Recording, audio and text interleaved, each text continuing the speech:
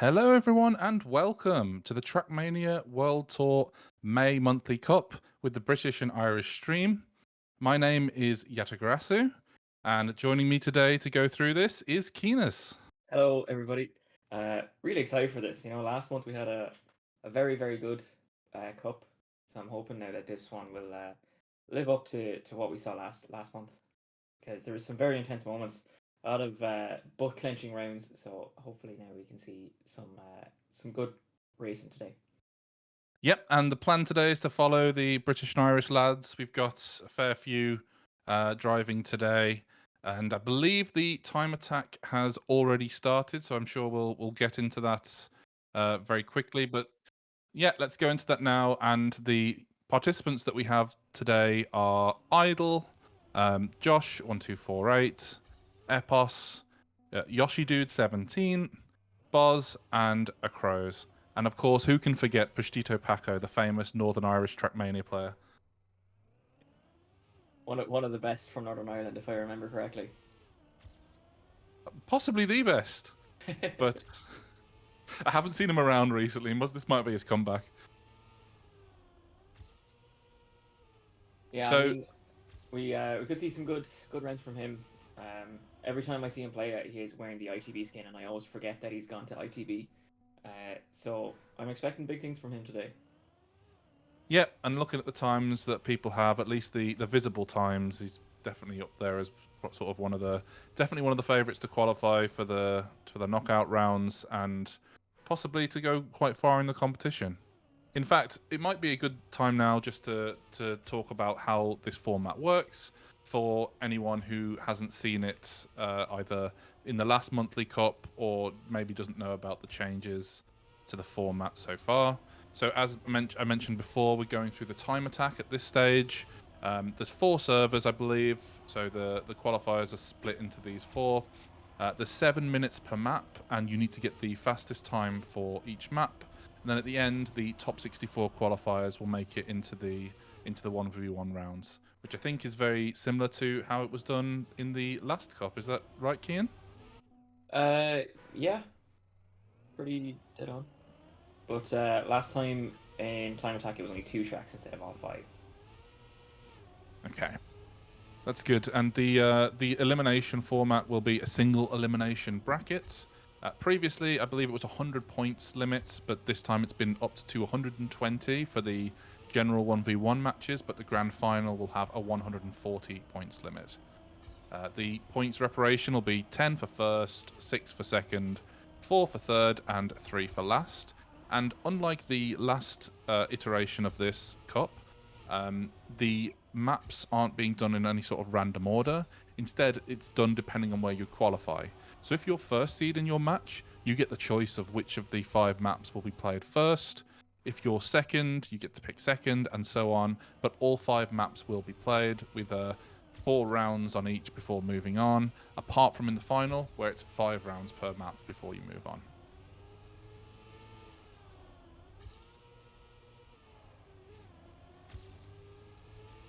And at the moment, on the map, we have, as you can see on the top left, you can see the current leaderboard, and Epos is in first place, which is obviously really good for us. At the moment, we're on board with Boz, who I don't think has set a time yet. I could be wrong on that, but so far I've seen him going through the start. Currently he's on a 55.0, so he is not quite in the top 7, but no one bothers. I'm sure he'll pull a time out of somewhere now and most likely be in the top 7 here. Well, that being said, there is only 46 seconds left, so we're very much in last run situation here. Oh, I didn't even notice. I forgot that there was a time limit on the maps. So this very much is, he needs to pull this out for this map, otherwise it's going to be relying on the qualification on the other maps, which I believe is now the situation we're in. I think Akros is also on this server. I don't know what time he currently has in this map. He actually is in 7th for this server with a 0.6. And Idle's also on this server. That's interesting as well. Yeah, we've got a lot of BITM. I mean, more of the B than the I. They're all British.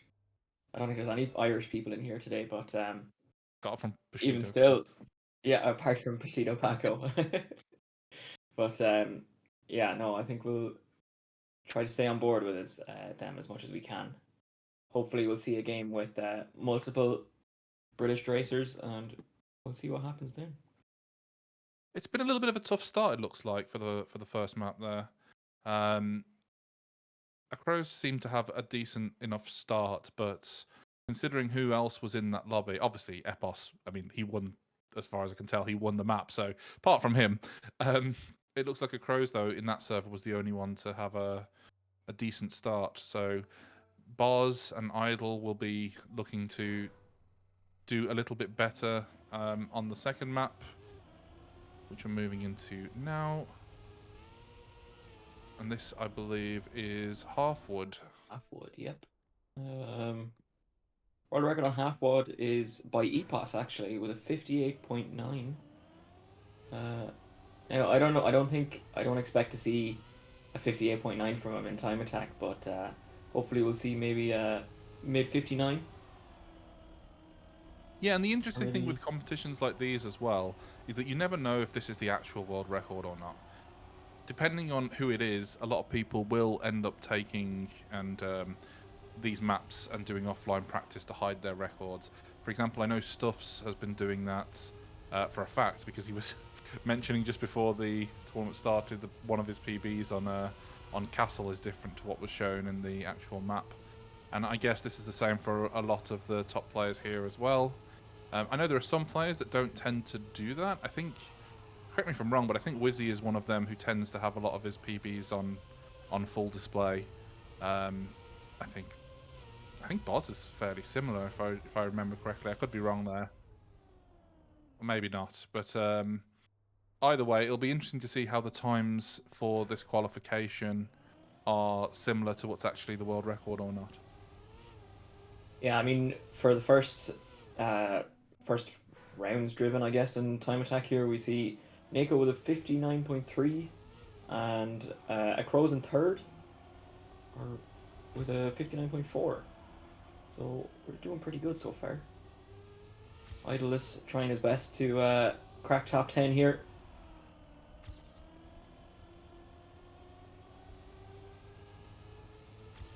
And and and as mentioned, it is the top 64 that qualify, and as it currently stands, I think Idle is actually ahead of Buzz. So it's a it's a good point here. I mean, I don't expect that we'll see Idle sort of top 10 overall or anything like that. I think he'll be aiming to try and crack that top 64.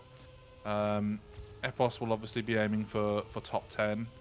Crows will also be aiming to qualify. I wouldn't be too sure where he would be aiming for, but I think at the end of the day, it doesn't make too much difference if you are the third or fourth seed, for example. I think a lot of the maps that people enjoy are relatively similar anyway. So, I don't think... I think as long as you qualify to the next round, it's probably not going to make that much difference. You'll have one of the top players in your lobby anyway. Yeah. I mean, there's a reason the players like myself didn't bother playing this. Not only because I have a nearly zero chance of qualifying in top 64, but if by some miracle I did, I don't think I'd make it out of the first round. We have a lot of high level players in here. It's all good experience. And another thing to point out is, for the second track in a row, look who's number one on the leaderboard, overall leaderboard. Epos with a 59.1.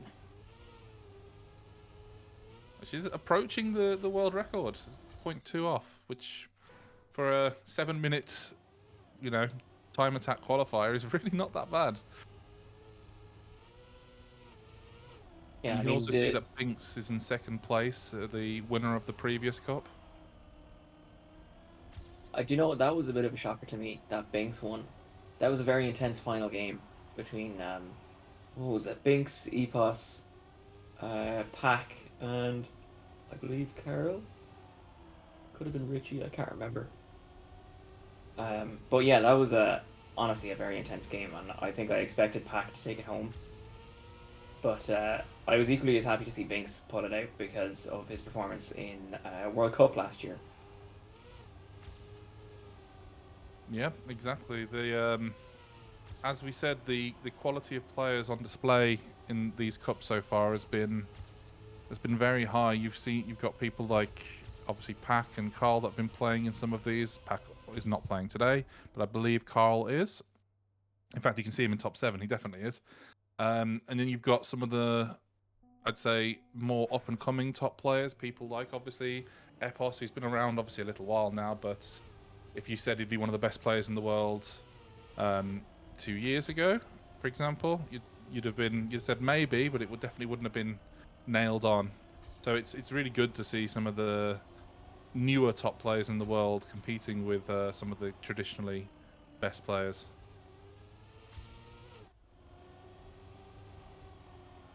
And now we're coming on board with Boz, taking a look at how he's doing in this qualifier. 5 of the minutes have already gone on this. And what is his time at the moment? I don't think it's something he's going to be super happy with at this stage.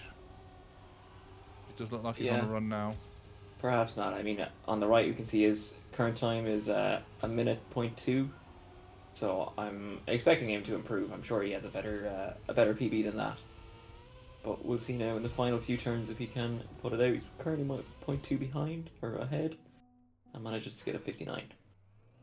His public PB is a 59.6.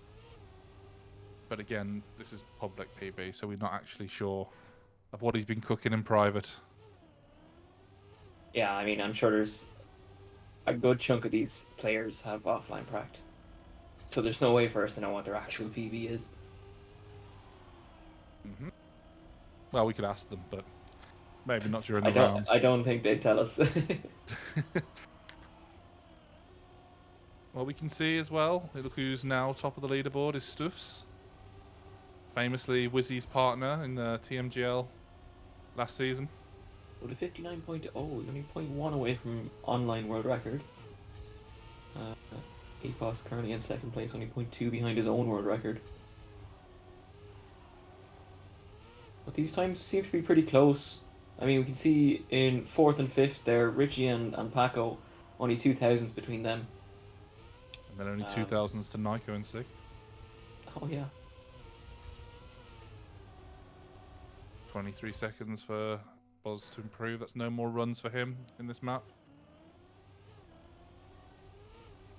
That looks like it's it, really, for Boz. 59.9. I mean, that's still a pretty respectable time. It's definitely way better than I could ever do.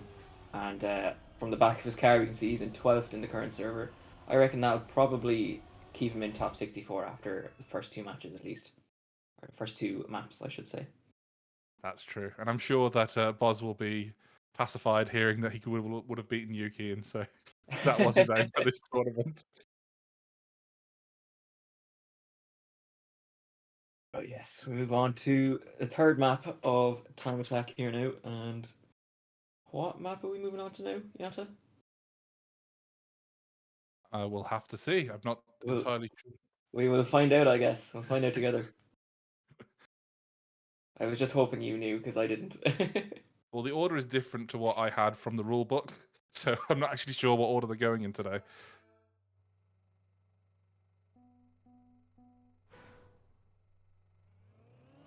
On Castle. Yes. Castle, world record is Richie with a 57.7. I mean, it's a pretty good time. I mean, it's world record, of course it is. That's a good point, Kian. Thank you for that. Very valuable insights coming from me here today. But if I take a look on Castle, who's got pretty close to the world record, from the British and Irish contingent, Josh, his online world record is 0.3 off. The closest we have is Epos, who's actually, he must be in the top 5 with that. He's only 0.04 off the world record. So those two, and I mean, I don't know if we should keep the Pastito Paco joke going, but he's also pretty close. Acrows has a 0.1 and Boz has a 0.2. So we've got Josh 58, Acrows 0.1, Boz 0.2, and then Epos with a 57.7. Idle is a 59.3 for his online prac. Yoshi Dude has got a 1:03 for his PB. And one thing to mention is a lot of these times when I was looking them up were from, let's just say, 2 months ago, 28 days ago, whatever. They're older times, which implies to me that a lot of the updated times would have been, on practice maps. So this might not be an indication of how good they actually are at these maps. Yeah, I mean, from having seen how this track plays, I reckon it's likely offline world record is probably closer to a 0.5, or maybe a low 0.6. But I'll tell again, you there's no for way a to know. fact, this is the track that was spoiled by Stuffs as having a different world record, and he had a 0.5 himself. So that Yeah. is the absolute, the highest possible world record time. Put it that way. This is quite an interesting map. It's very mixed. There's lots of different surfaces. There's quite a lot of plastic. There's quite a lot of dirt, both sort of the thinner dirt you can see here, as well as there's the outside turn. There's even an ice turn, mixing it up near the end. So you've got to be good at everything really for this map. Yeah, this map really puts you to the test because, like, if you're lacking on one area, everybody else is just going to pass you out. It's a good point because when I was taking a look at some of the tracks and some of the world records, it was really interesting who you'd see gaining time at specific points. Like, I think a good example of this is Cadence, which in my notes I say has a big dirty speed slide, which you can notice because at that point Mudder and Josh just fly away from everybody else in the top 5. Two And full that is speed also Andes. the map where Josh has the world record, by the way. Yeah. So it's, yeah, you can see how and where people improve based on what sort of they're good at in this game. I remember the first ever Trackmania tournament, or one of the first ever Trackmania tournaments that I watched all the way through, which was one of the earlier TM 2020 World Cups. And I remember listening to the commentators, and every single time Mudder was in a match to where there was any sort of ice slide, they would just say, "Oh, and here Mudder's gonna gain a load of time by this ice line, maybe half a second," and you'd be like, "Ah, no way!" And every single time there was an ice slide, Mudder, who was normally in like 3rd or 4th place in the match, would then catch up and pass everybody, and it was just like clockwork. And I feel like it's going to be the same when we get to Cadence if we're watching, for example, Josh in in any of the matches.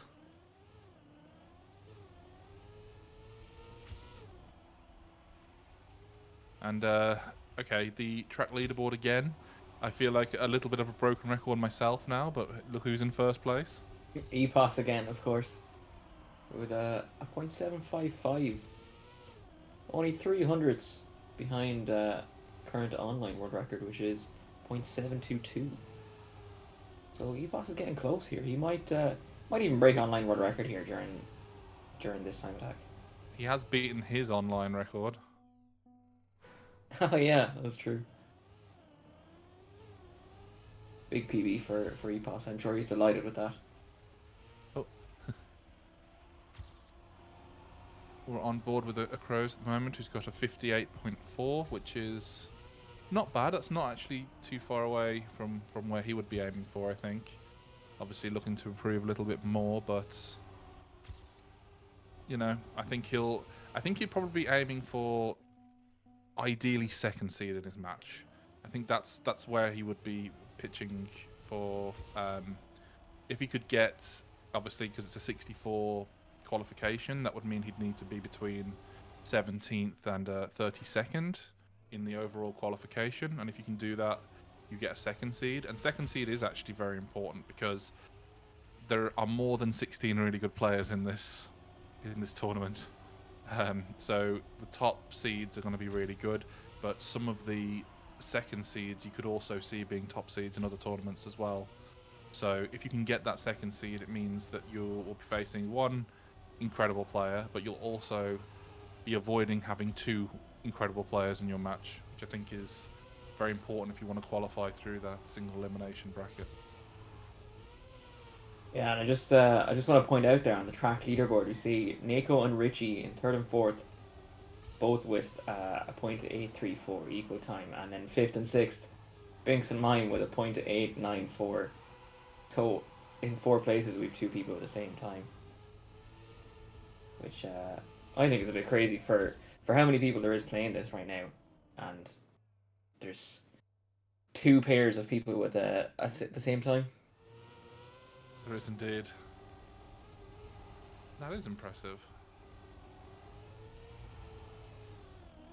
So Boz has now finished his runs for this map. Unfortunately, he got a 58.3, which isn't too bad. That should be, by the looks of things on the leaderboard, probably in the top. You'd say top 20. It's pretty close to his online PB. So yeah, I think he'll be happy enough with that. But I do think, based on his performance in the first map, he'll still be wanting to push it as much as possible in the next few. He's probably not exactly where he wants to be at this stage. Yeah, I mean it's possible now that Boz has, I guess, specialized in these next two maps. Specialized might not be the correct word, but maybe he's trained a lot more on those, and we'll see better times and higher placements from him in these next two maps.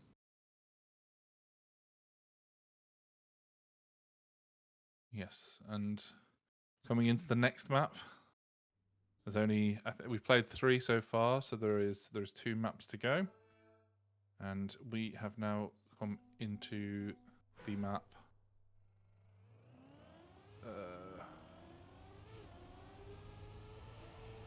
Sublimation. There we go.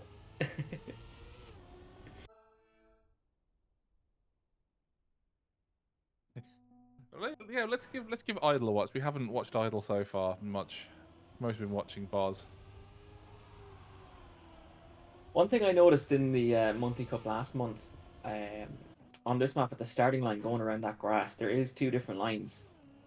Um, some people will go inside at the start and get an outside exit, and other people will do the inverse, go wide on the or wide on the entry and tight on the exit. But from what I saw, it doesn't really look like there's much time difference. They both kind of come into the next checkpoint around the same time.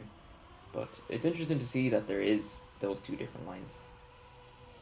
Yeah, I mean, Richie, who is the world record holder, takes the inside line, but everybody else in the top 5 took the outside line. And to me, in my layman's terms, it looked like the outside line gave you more speed coming out of it. Obviously, the inside line was quicker, but in terms of getting to the next part of the map, but it did look like the rest had a bit more speed than Richie. But I think it wasn't by that much. I don't think it makes a material difference, really. I guess it's just what you're more comfortable with. Yeah. But I'm sure we'll get to see now if it does make a difference once the knockouts start. And this, you can see Epos was first in for a second, but before I got a chance to say it, he got overtaken. So we'll see where he sort of ends up. I think, based on what we've seen so far, Epos is looking like he'll probably be the number 1 qualifier. That is one of the more interesting 360s I've seen by Idle there. Yeah, that 360 was deadly, I think is the correct word for it. Last month, there was a lot of people slid out on that 360 or just somehow lost some speed on the exit and lost their first or second place. It's very fun being a caster, because you can just criticize people for things that you'd never be able to do yourself. Like I say, Idle, how are you messing up that 360, knowing full well I wouldn't have even got to the 360 by that point? So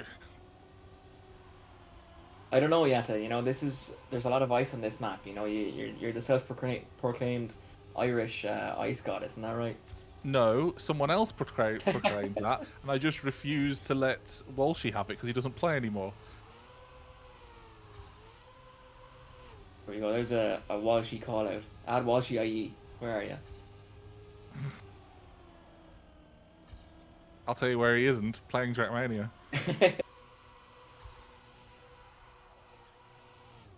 Crows with the That's a 360 better there, and 360. There we go. that That was a was good very from good a Crows. 360.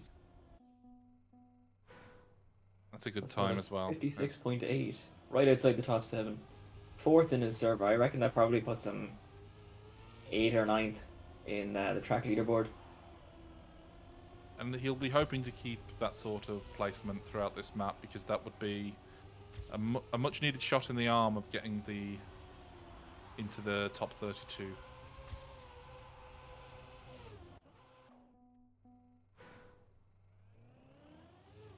Is there anyone else interesting in the top 7? You can see that Richie is the world record holder, is in 3rd with a 56.3, which is not too far off. In fact, there doesn't seem to be the online world record is a 56 flat, and which quite often happens with ice. In the live rounds, the times aren't actually that close to the world record. In a lot of other track styles, you can see that the world record seems to be threatened quite often in time attack, but less so in ice, unless Mika's playing. But Mika is not playing, so. No, we haven't seen Mika in a while. So unlucky Unfortunate there end from there from Boz. Bozbez, yeah. Yeah, I think he had a good 360, but was just a bit too inside on the exit and clipped.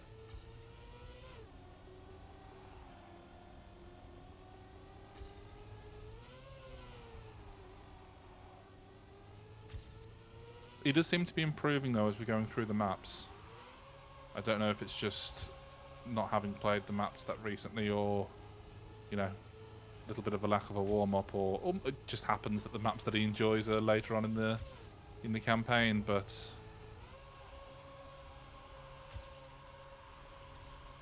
he's currently on a 57.9, which Very outside line from Bozbez there, but he manages to save it and stays on PB. We'll see now if he can pull it out after the 360. better. That's much better. Yeah, pretty good end. Oh no! That's. Oh, I think we might have cast or cursed him there a little bit. He had such a good end there, except for going into the finish.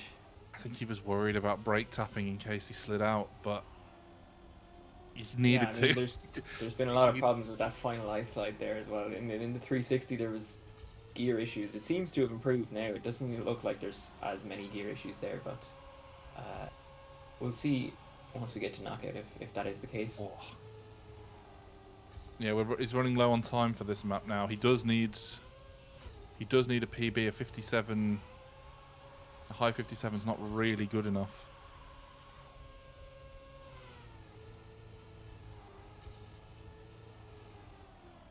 See, this is the issue I always have with casting, is sometimes the players are on really good runs and I get really into it and then just sit here and watch and forget to cast. That's it for Boz. For this map. I don't think he'll be too happy with that now. No. He almost certainly will not. I wonder how Idle got on this. We started off on Idle. 57.8? Just ahead of Boz. Boz will definitely not be happy with that. And Acros, where did he go? I missed that. He is in 6th place in the lobby. Still with that 56.8 that he got earlier. So I would say he'll be happy with that. We're in a very French lobby. I have noticed this. And Naskari really hates the ice, in case anyone was wondering.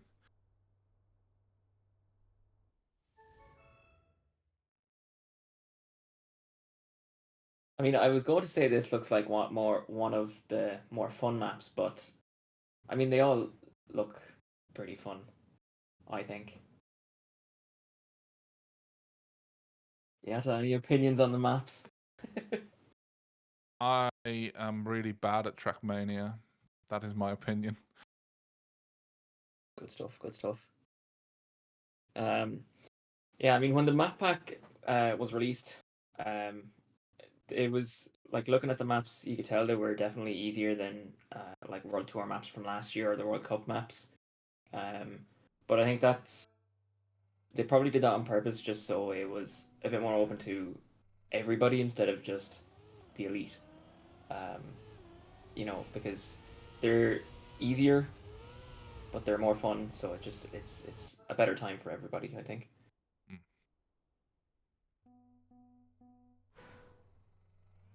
Right, this is now last chance saloon for our players. You're I on. think so there will be some players like Boz who will have had maybe not the qualification that they've been looking for so far, and they'll really need to push it in this last map to be achieving what they're hoping to achieve. This particular map here is Cadence. This is the The one big with dirty speed slide. the big dirty speed slide. Um, so I'm hoping to see Josh near the top of the track leaderboard. I'm sure we will. Once we get first finishers in, we'll see Josh up at the top. I'm sure. You were incorrect. How do you feel about that? I feel terrible about it. I don't feel that bad. World record is Josh, of course, with a 106.2. Current track leaderboard leader is Super Carol. Oh, I always forget about. I would be a little hesitant to believe that 106.2 is the world record. Not just because that was set over 2 months ago. Yeah. And I feel like Josh would have, if he's practiced this map, he would have improved it by that. I would imagine we're probably in the 105 territory for world record offline. Well, that's brave. That is a brave call. Maybe. Maybe not quite 105, but definitely a low 106. Epos in second place again. Josh is in there's fifth. Josh. There he is, climbing his way up the leaderboard. This is very much a boon for Josh, having one map like this. I mean, to be honest, his records have been pretty good in the other maps as well. But having one map where you are really good like this, what you tend to find in Trackmania tournaments is that the people that are the absolute best at the maps, even if they don't have a good qualifier particularly, will still rank pretty highly on that map. Whereas if you're, I don't know, let's say you're 10th or something in time attack, or 12th, you've got a much bigger chance of just not getting a run.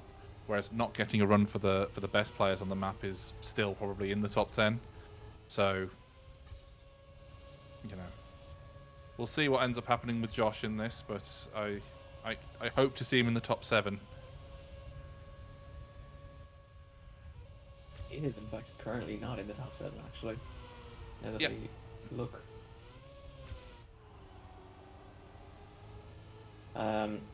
Yeah, I mean, I think Josh at one point probably was just a one-trick pony. I mean, he was one of the best at full speed, but recently, he's gotten very good at everything.